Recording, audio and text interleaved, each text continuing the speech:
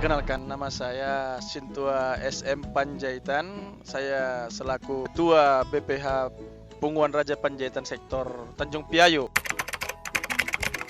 Ya, kita di Tanjung Piayu ada Punguan Panjaitan, terus Borunya juga, Bere juga, dan IB Bere. Jadi kalau di kita di sektor Piayu itu untuk Punguan Panjaitan Boru Bere Bere mencakup 87 kakak. Udah termasuk Boru sama Berenya. Ya. Kalau semuanya berapa? Ya kalau untuk Batam, kita untuk khusus Panjaitan saja itu kita ada 15 sektor.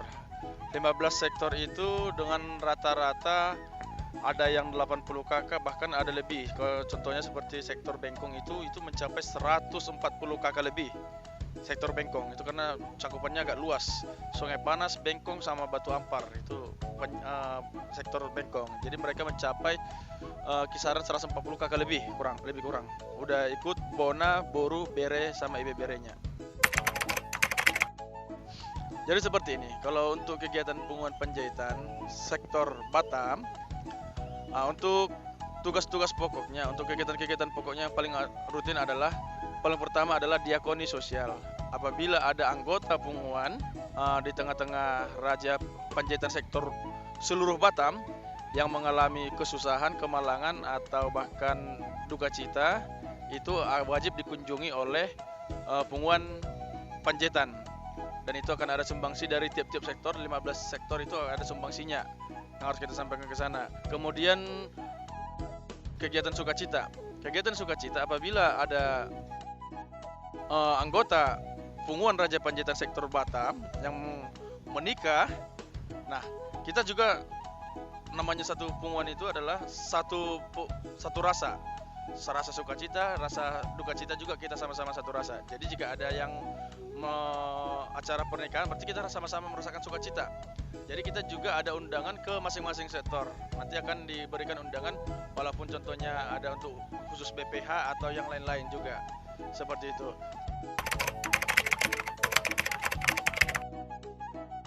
Jadi seperti ini. Panjaitan itu anaknya dari Raja Tuan Dimanggarna. Tuan Dimanggarna punya 4 anak, yaitu Panjaitan, Silitonga, Siagian, Sianipar. Nah, Panjaitan ini dulunya di Batam ini dulunya kita Punguan Tuan Dimanggarna. Karena masih sedikit, belum banyak. Setelah mulai berkembang, mulailah dia Tuan Dimanggarna sektor. Nah, setelah berkembang juga mulailah Punguan Panjaitan Pusat. Nah, dulu itu masih Panjaitan masih satu pusat di Batam. Nah, setelah berkembang juga makin banyak, mulailah membentuk Punguan Panjaitan masing-masing sektor. Nah, sampai sekarang itu kita sudah mencapai 15 sektor dengan rata-rata anggota itu di kisaran 80 kakak kurang lebih tiap-tiap sektornya. Khusus sektor Bengkong itu yang agak luas karena cakupannya daerahnya luas, dan bilangan untuk anggota Punguan Marga Panjaitan juga di sana cukup banyak, 140-an kurang lebih. Terkadang manusia itu memiliki pola pikir yang berbeda. Ada yang mengutamakan sosialnya melalui kumpulan atau punguan-punguan seperti kita ini. Dengan memasuki kita punguan seperti ini, kita sudah menjalin silaturahmi, menjalin kedekatan bahwasanya kita itu satu darah, dan bisa menemukan bahwasanya kita masih satu silsilah, lebih dekat. Nah, seperti itu. Dan ada juga yang berpola pikir bahwasanya seperti ini. Ada yang rasanya malu untuk menggabung kumpulan karena tidak bisa nanti disuruh untuk bikin doa atau disuruh bikin bicara di depan orang banyak. Jadi mereka itu agak rada-rada khawatir untuk masuk punguan. Ada juga memang sama sekali ya mengabaikan rasa sosial punguan itu. Karena mungkin mereka belum merasakan dampak positif dengan bergabungnya punguan. Seperti itu. Saya mengatur Panjaitan.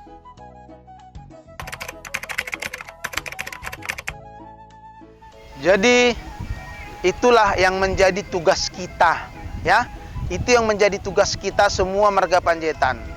Kenapa masih ada yang marga Panjaitan, Boru Panjaitan, Bere Panjaitan belum berkenan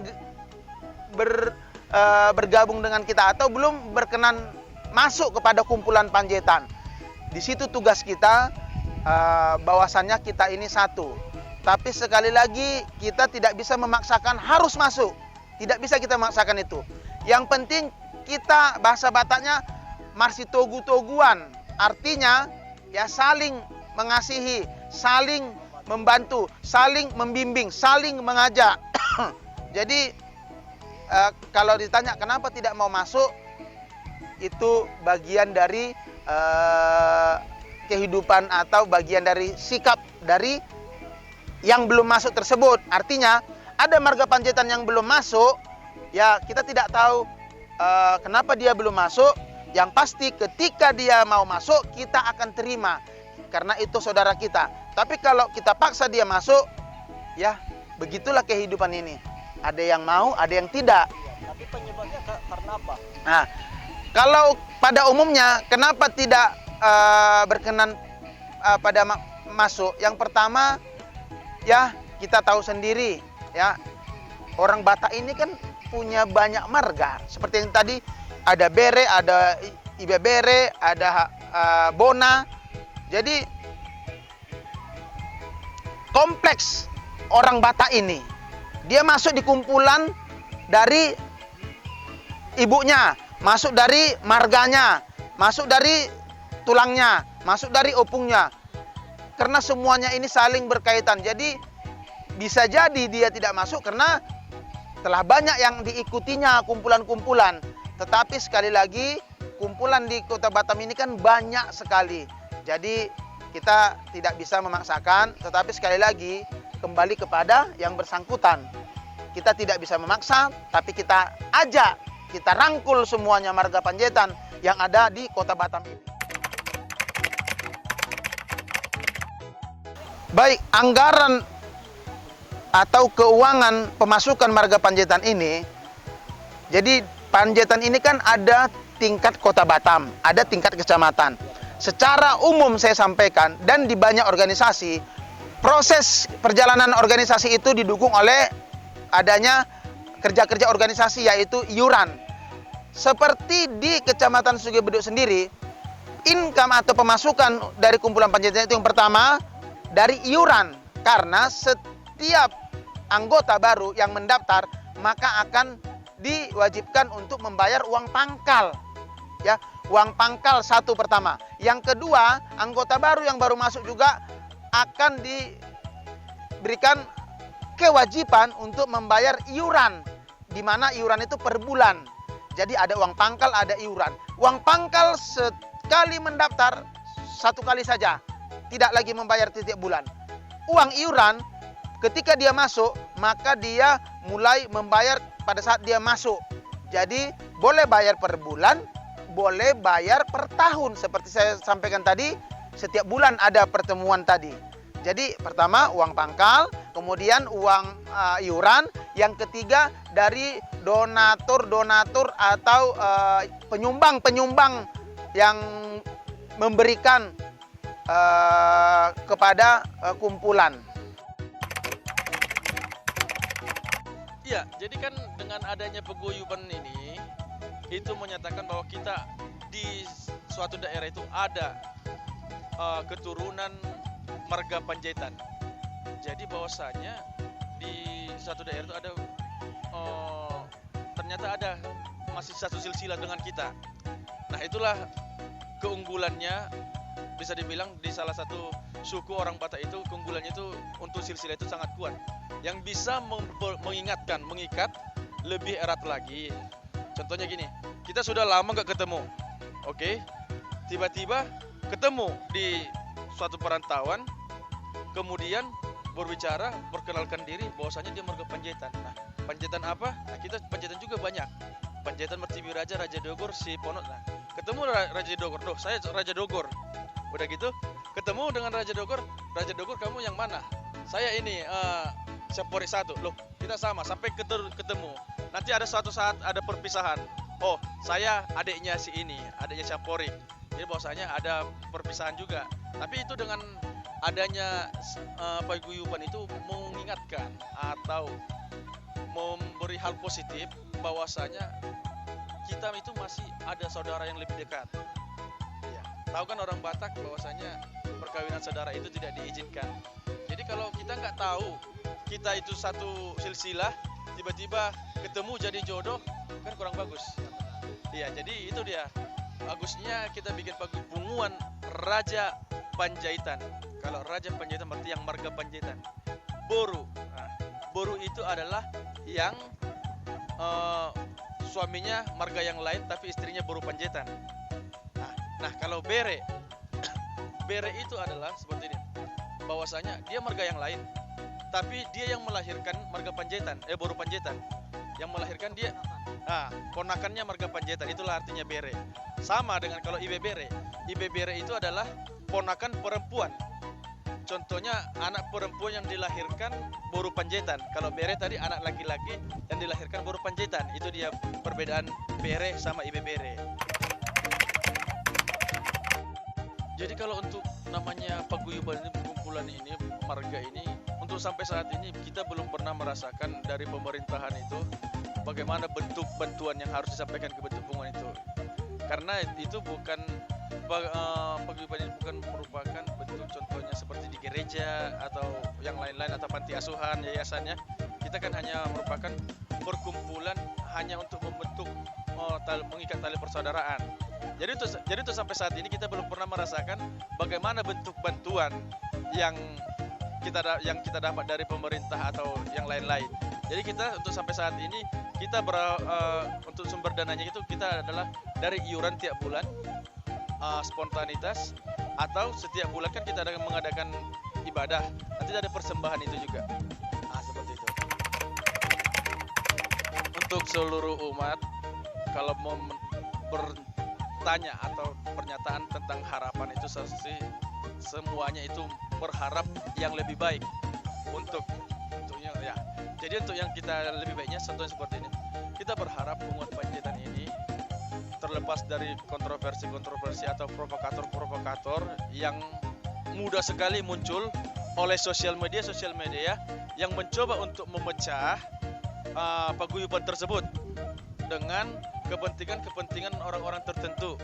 Jadi yang kita harapkan di paguyuban ini atau perkumpulan Raja Panjaitan ini adalah bahwasanya semakin bijaklah dalam mengelola informasi atau media sosial dan jangan mudah terprovokasi tentang apa hal-hal yang ini agar tercipta tetap kesatuan damai sejahtera untuk pengumuman itu agar tidak terjadi perpecahan. Kita berharap seperti itu agar semua anggota pengumuman makin bijaklah dalam mengkonsumsi informasi yang datang, yang diterima, baik dari media sosial ataupun dari hal-hal yang lain seperti itu. Kalau harapan kita sih bagaimana paguyuban ini atau kumpulan Panjaitan ini bersinar secara positif sehingga jadi kita berharap bahwasanya pengumuman ini memberikan contoh atau memberikan sinar positif sehingga orang-orang di sekitar yang belum merasakan bagaimana hal positif yang didapat dari kumpulan itu merasa tertarik untuk bergabung di dalam perkumpulan itu seperti itu. Ya kalau ada boleh juga atau ada yang lain atau hal-hal atau ada coba masukan yang mau untuk dicoba oleh kumpulan kita nanti akan kita coba kita uji dulu apabila ada hal-hal masukan yang dari pelajar-pelajar muda yang milenial kan bahasanya ada coba kalau seperti ini diuji dulu untuk pengumuman kita apakah mendatangkan hal positif nanti kan kita uji dulu kita teliti dulu bagaimana jika seperti ini kira-kira menunjukkan hal positif ya oke akan kita coba di kumpulan itu bagaimana agar tetap pengumuman itu tetap maju. Kalau untuk paguyuban video dokumenter itu dia itu di acara-acara besar. Contohnya seperti ini.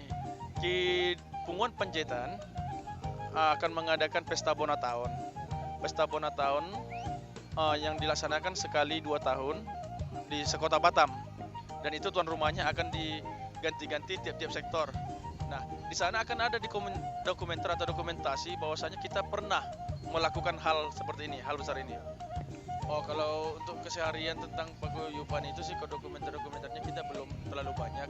Hanya saja kalau yang kita lakukan itu ya masih seperti hal-hal biasanya seperti ini. bagian sosial, ada yang berduka, ada yang sakit, kita layak untuk kunjungi untuk memberikan kata motivasi atau penghiburan. Kemudian sekali sebulan itu kita akan mengadakan kumpulan pertanyaan ibadah untuk menjalin silaturahmi juga. Kalau untuk dokumenter-dokumenter yang lain kita belum melaksanakan. Nah, ini kan contohnya catatan baik. Nah, apabila ada masukan, coba dibikin dokumenter seperti ini, kita akan uji coba. Tapi kita teliti dulu, kira-kira cocok nggak kita masukkan itu. Setelah cocok, akan kita rapatkan ke BPH. Bagaimana kalau seperti ini? Kalau memang BPH cocok, kita akan coba uji, kita jalankan. Ya kalau untuk hal positif, bikin dokumenter tentang paguyuban Panjaitan ini kita akan terima, karena itu merupakan hal positif secara tidak langsung, bahwasanya ada yang mendokumenter punguan itu secara tidak langsung, punguan itu akan otomatis naik sendiri namanya, terdongkrak sendiri namanya, sehingga secara tidak langsung ya punguan Panjaitan itu mulai dikenal banyak kalangan. Nah, baik, terima kasih. Ya semoga sukses sekolahnya, semoga selesai. Ya jangan lupa tetap ilmu tetap kita tuntut tinggi, tapi jangan lupa dengan adat istiadat juga budaya, karena ilmu dan budaya juga itu bisa sejalan.